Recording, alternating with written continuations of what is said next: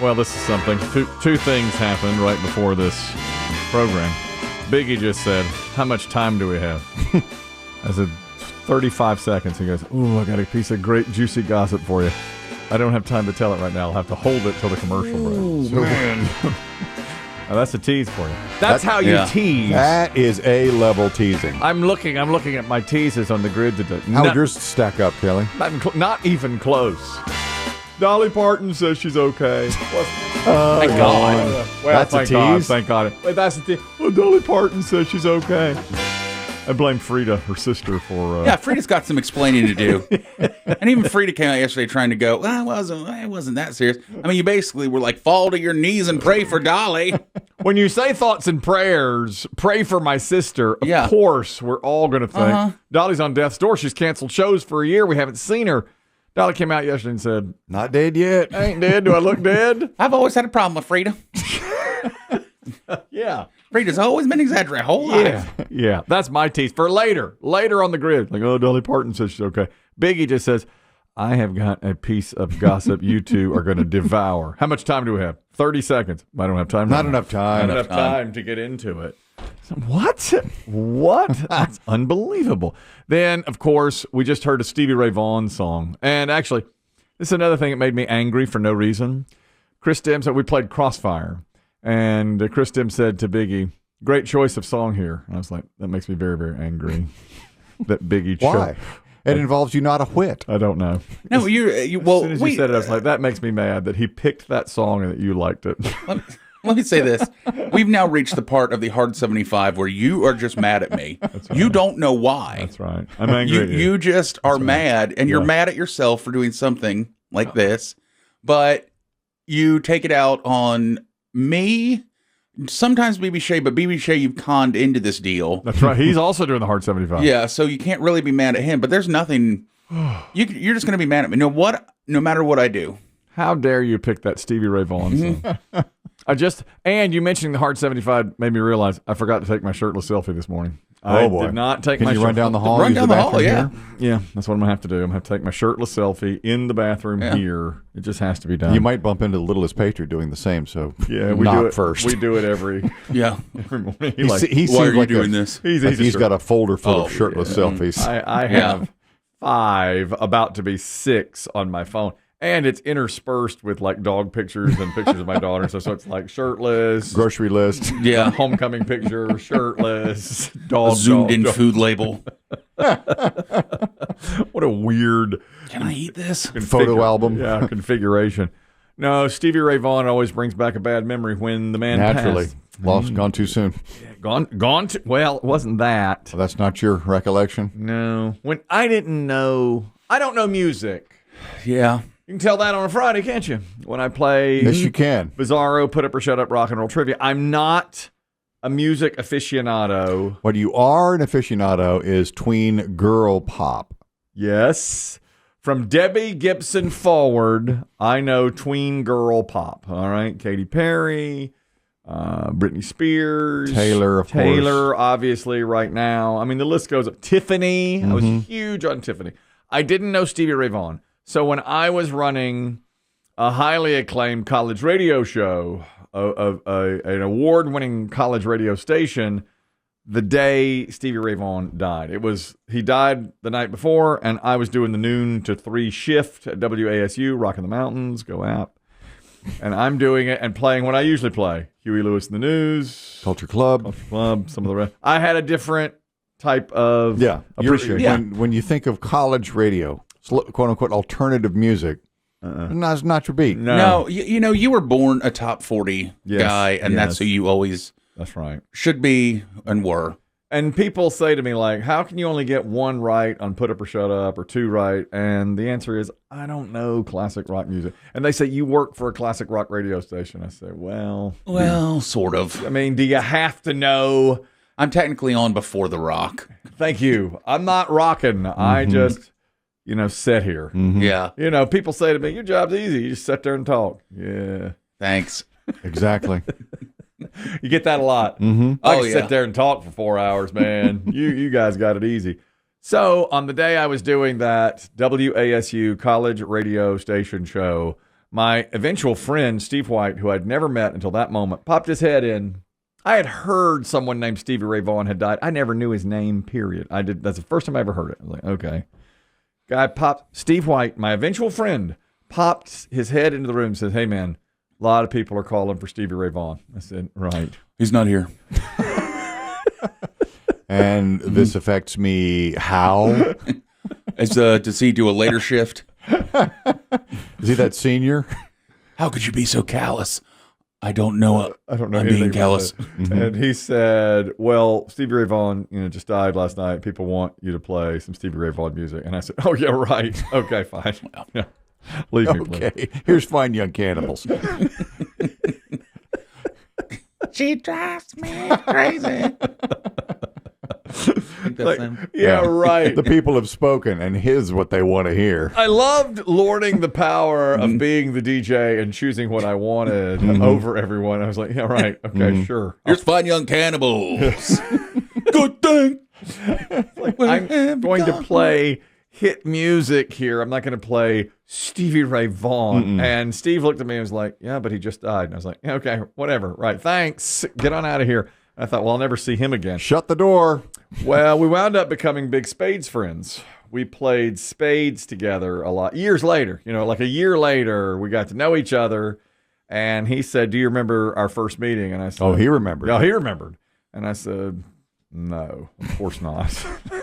And he said, I was the guy that poked my head into the room to tell you Stevie Ray Vaughan had died, and a lot of people were calling for it, and you blew me off. And I said, oh, my God, that was you? Yeah, I didn't care anything about that. And he said, I hated your guts for that. Because unbeknownst to me, Steve, my friend Steve White, was a huge Stevie Ray Vaughan fan and was all about his death, as you can imagine, of course. So he said, I hated you. But I get that a lot. A lot of people tell me years later, I really hated you when I met you.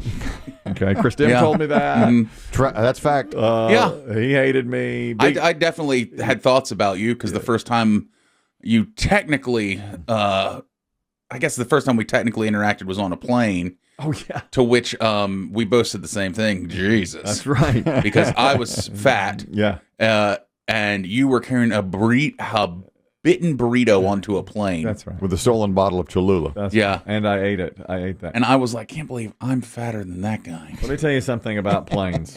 I just read this. I have two incredible factoids today. These are just about aeroplanes or just random? Apropos of nothing. It's completely random. But one is about an airplane. About airplanes. I just read it, and then I looked it up, and it's clocked. It's real. I Googled it, so believe it. The reason planes dim their lights upon takeoff and landing. Do you notice this? I do. The lights are dimmed. Most people think it's to make you more comfortable during takeoff and landing. The lights are dimmed. The real reason is, they say, you'll be able to see better if there's a crash. Emergencies are rare, but takeoff and landing, as you probably know, are the most likely times for something to go wrong. If something happens, there's a good chance the plane will lose power anyway, so they want your eyes already adjusted to the darkness. Oh. Is that amazing? Huh. I never knew that. So they turn them off, 5 minutes before you land or more, so that you can sort of see. You know how when they first go off, you can't see anything. So if and when the plane crashes, you'll be able to make your way through. I found that fascinating. Yeah. All right. I found that fascinating. I have a plane thing for you. Okay. I'm watching the show The Morning Show on Apple TV. Chris Kelly, you used to watch. I think you're behind now. 3 seasons. I'd say that's a yes. 3 seasons behind. That's true. But I thought it posed an interesting question in the recent episode. One member of the morning show, it's set like a Good Morning America type deal. Yeah. Well, he's getting ready to do a over the top proposal where he dances and sings. Mm-hmm. One of the members of the show. And the day of the proposal, they have breaking news. A flight, it's kind of like real life, flight emergency. The door has blown off this plane. They have to land the plane. Well, of course, his segment of Dancing Proposal is going to get pushed. Right, yeah. But he's like, I think we should still do it when it's done. And they're like, are you crazy? And they're like, yeah. He's like, the nation will need something happy. So yes, me dancing and proposing right after maybe. And at this point, the plane is still in the air. Yeah. So they're like, we can't show a possible plane crash. and then have you dancing and proposing. Right, yeah. And What I if we thought to split screen it? Yeah. I thought to myself, Chris Kelly would stick with the proposal. Yes, go with what's planned. Never veer. Never deviate from Yeah. the grid. Look at my Stevie Ray Vaugn. Stevie Ray Vaugn died. People said, play Stevie Ray Vaugn. What did I say? I don't think so. Nope. Not on the grid. Yeah. Not on the grid. We're not doing it. And I thought they did something too in the show. I think this season's pretty good of the morning show. They scrambled, which this is so much of our society. As soon as they got the breaking news, it was from the plane, people were recording it, saying the door's been blown off. We're all going to die on the plane. And they said, get me somebody, get me anyone, an expert, some kind. Just take whoever we can get. Yeah. So they find this random guy that's a quote doctor. Well, they put him on the air and he's like, the plane isn't real. The plane is fictitious. Everything is made up. And they're like, get this loon off. But it's what happens now. You can't vet them. Yeah. But that's happened forever. During the O.J. Simpson thing, they had many people, they were fooled many times. There was a guy, Al Michaels was on with Peter Jennings and others, and a guy was an expert on something. And he said, you know who I think really did this was Howard Stern's penis. And, that kind of thing. Yeah. So Al Michaels says, I'm familiar with a radio show out of New York. And that's a Baba Booey. yeah, that's what he said. He's like, Baba Booey might have been the murderer. And Al Michaels said, there's a radio show out of New York. And that you've had something perpetrated on you here, a hoax. That's been going on forever. All those ESPN guys. Oh, Dan Patrick, who when he was on ESPN, tried to get Steve Bartman, the guy who interfered with the Cubs player, the Bartman game. That's world famous now. Playoffs of 2003. Oh, yeah. You know that as a Cubs fan. Oh, yeah. Everybody knows that. So somebody reporting to be Steve Bartman called ESPN ready to break his silence after like a week. Well, they couldn't vet. I mean, how do you do it? He's on the phone claiming. Especially back then. Yeah. I think even now. Yeah. How could you do it? And so they're on in the control room, and they go to Dan Patrick while he's doing SportsCenter Live and say, we have Steve Bartman, and we feel like it's him. And they vetted him for 5 minutes, and they put him on live, and Patrick starts to interview him, and it's Howard Stern's penis. Oh, dang it. He got us again. Anyone can do it, I don't think there's a way really to vet. I mean, that quickly. If you need an expert that fast, I don't think there's any way to do it. Here's my second factoid, which I find incredible. You may not. It comes from the world of high-stakes badminton. And I'll tell you why I know it. The pickleball clarion call went out the other day. That's from my guy. That's the call you have to answer. Yeah, that's from Kepco. Few can hear it. That's right. Most of you probably can't. If you're saying that's just 3 seconds of silence, yeah, you're right. To you, to me, you. it's a pickleball clarion. I don't hear anything. No, you don't. When I hear it, I race over to Gander Mountain to play pickleball. It should really be the sound of a gun being shot in the air. And a goose dropping to the earth. My friend Kepco, who runs Gander Mountain Pickleball, okay, it's out there now. When he calls to play, you go, okay? He's the godfather of pickleball in our community, period. And so I wasn't planning to play on Monday or Tuesday of this week, but both days. And I just go. I pick up my shoes and I go. Few were chosen. That's right. You ever see old Gander Mountain employees pulling up with their families when you're going in? Yeah. Hey, kids, there's still overpriced hunting gear here. That wall over there was all fishing rods. And now it's badminton. The place has 15, 16 pickleball courts and 5 badminton courts. It has badminton. Yes. Really? Apparently. Now, listen to this, too. When I played in the pickleball tournament in Raleigh over the weekend, same facility. It's actually called Peak Sports. It used to be a Gander Mountain here. And it had 5 or 6 badminton courts, and they were all packed. They're people are playing badminton. What level of play?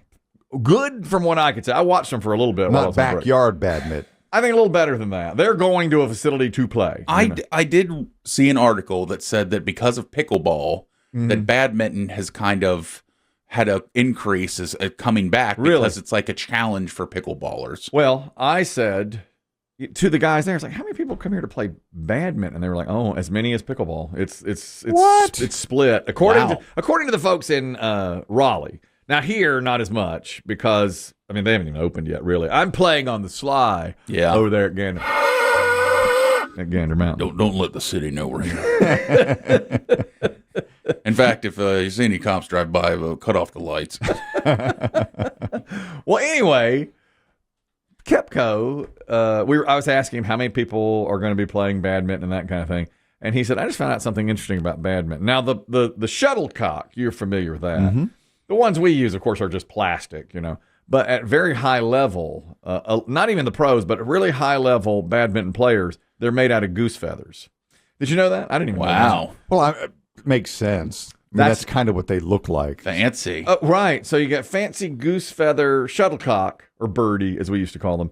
And the feathers from the goose can only come from the left wing of the goose because that's the right spin for the shuttlecock. Because of the way it spirals around because of the way it spirals, it can only come from the left wing of the goose. So you're telling us that there are one-winged geese? Yes. When you trying to fly around lakes and ponds. All they can do is go in a circle. God bless those brave geese. And when you see a one-winged goose, you'll know shuttlecock. He gave his wing. He gave his left wing for a shuttlecock. So someone could play. Is that?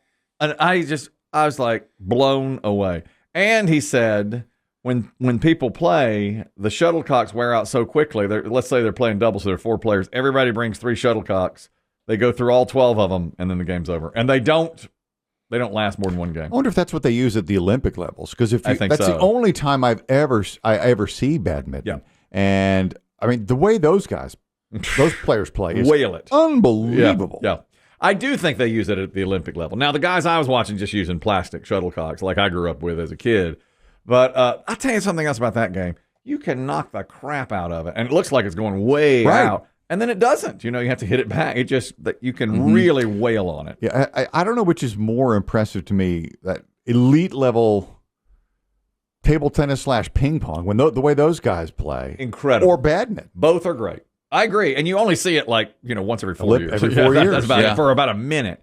But both are great. And who is it that's starring in a new ping pong movie? We're just talking Chalamet. Yeah, Timothy Chalamet has got a ping pong movie coming out soon that they say will get him an Oscar. Or at least I think it opens Christmas Day. I mean, this is very rare. It's a ping pong movie. I know. And from what I hear is the critics are like, oh my God. Finally.